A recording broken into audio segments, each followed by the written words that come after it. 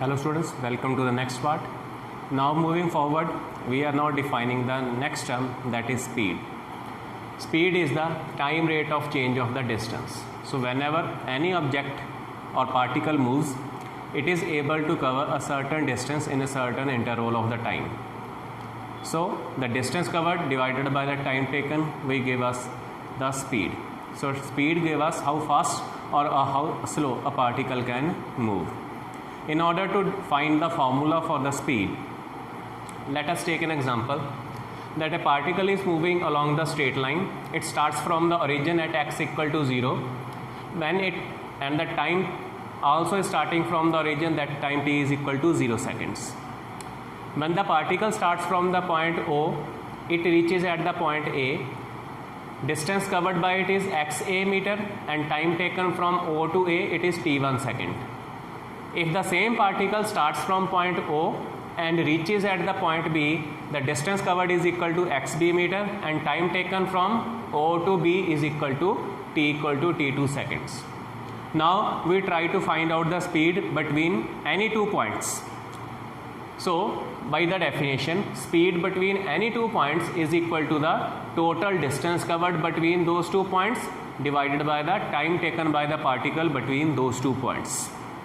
So using this, let us first calculate the speed between point O and A. Now we are calculating the speed between point O and A. Between point O and A, what is the distance covered by the body? It is xa minus 0. When particle moves from O to A, distance covered is xa meter. When it is staying at the O origin, distance covered is 0. So total distance covered is xa meter.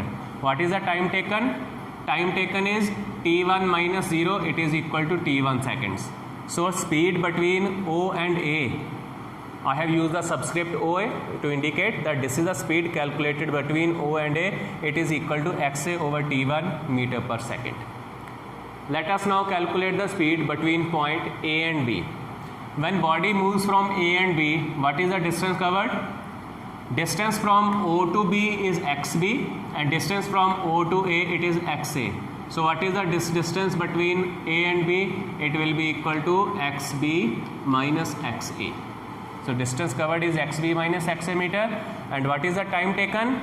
Time from O to B is t2. Time from O to A, it is t1. So this time interval from B and A, it is t2 minus t1 seconds. So by definition, what is the speed between A and B? Total distance covered xb minus xa divided by total time taken t2 minus t1. We can also write xb minus xa as delta x and t2 minus t1 as delta t, where delta x is the distance between A and B and delta t is the time taken by the body to move from A to B. Now delta x is the total distance covered and delta t is the total time taken. So whenever we divide total distance covered by the body with the total time taken to cover that distance, we get a speed which is called as the average speed. So in this case, the average speed of the body, it is equal to total distance covered divided by the total time taken. Now we move to the next type of the speed, which is called as the instantaneous speed. Now if you look at this figure, we have determined the speed of the body between O and A and between A and B. When body is at O, time is 0, body is at A, time is equal to t1 seconds. So body takes a certain time interval t1 minus 0 equal to t1 seconds to reach from O to A. So whenever the initial location and the final location are separated by a considerable time gap, in that case we always measure the speed of the body in between 2 time intervals. So time at O is t equal to 0, here it is t1, so time interval between the two, it will be the difference of the final time and initial time, that is t1 minus 0 equal to t1 second. Similarly, when we determine speed between A and B, we determined it in between the interval t2 minus t1 seconds. So when initial and final location are separated by a certain distance, considerable time gap, then we determine the speed of the body between a given time interval and we call this as the average speed. But if somebody asks what is the speed at a given instant of time. Suppose an object is moving from A to B and it is taking a total time of 10 seconds to reach from A to B. So if the distance from A to B is 20 meter and time taken is 10 seconds, so what is the average speed of the body? 20 meter divided by 10 second equal to 2 meter per second. So that means in every 1 second the body is covering a distance of 2 meter. But if somebody asks a question, what is the speed of the body at time t equal to 4th second of the motion? What is the speed of the body at time t equal to 8th second of the motion? Then we are not talking about the speed of the body measured between two intervals, but we are finding the speed of the body at a given instant of time during its motion. So this type of speed which is measured at any instant of time, we call this type of speed as the instantaneous speed. So in this case, when we are trying to measure the instantaneous speed, again the formula will be valid, that is total distance covered divided by total time taken. But what is the catch here? Here you can see there is a considerable time gap between point A and B or between O and A.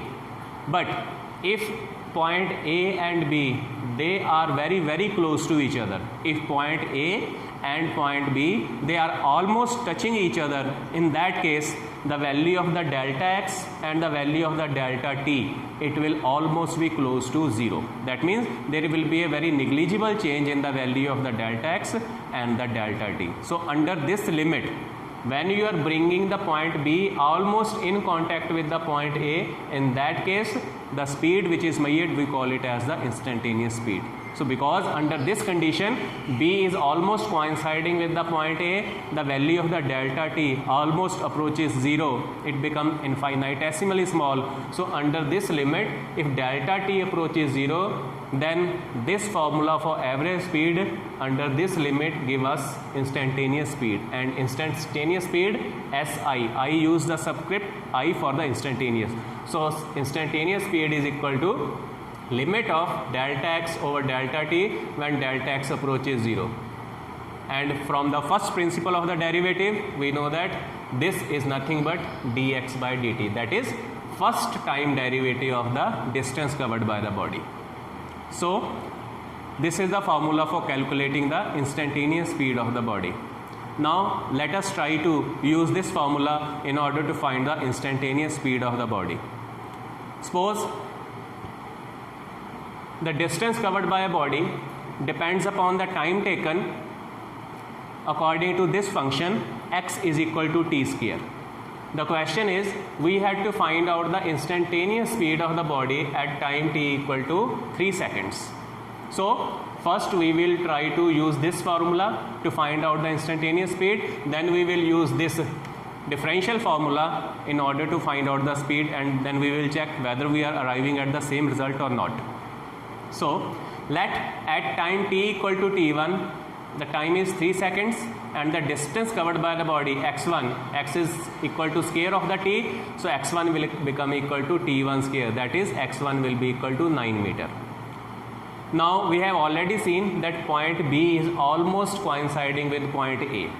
When point B is almost coinciding with the point A, so you can see that if A is present over here and B is present over here, the time taken up to point A, it is t1. Suppose body takes a very small time to move from A to B, and that small time is delta t.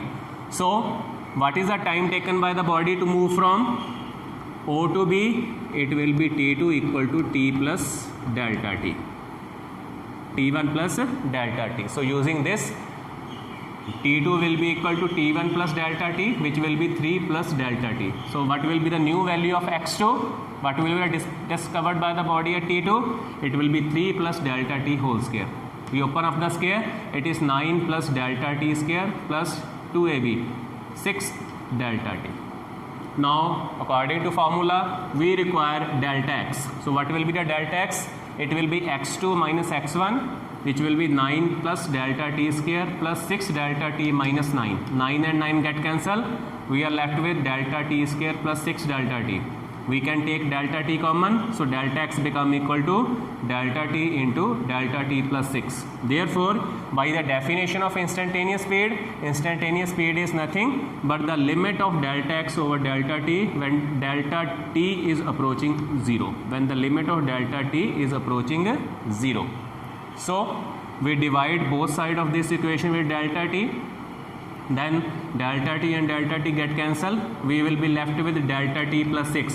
When we apply the limit of delta t approaching 0, the value of the instantaneous speed will come out to be equal to 6 meter per second. So using definition of the instantaneous speed, that it is a speed in the limit of delta t approaching 0, we got the answer 6 meter per second. Now we have also written the differential equation of measurement of the instantaneous speed. So let us try to find out using the differential equation. Now instantaneous speed is the first time derivative of the distance. We know that x is given to be equal to t square. So instantaneous speed will be first time derivative of t square. And we know that derivative of t square is equal to 2t. So it will be equal to 2t. And we are trying to find out the instantaneous speed at time t equal to 3 seconds. So if we substitute the value of t equal to 3 seconds, the instantaneous speed will come out to be 2 into 3, that is equal to 6 meter per second. So you can see that instantaneous speed is nothing but the speed which is measured at a particular instant of time, and for which the time interval between the 2 points is very small, such that its value approaches 0. So time when approaches 0, the speed measurement is called as the instantaneous speed. Thank you.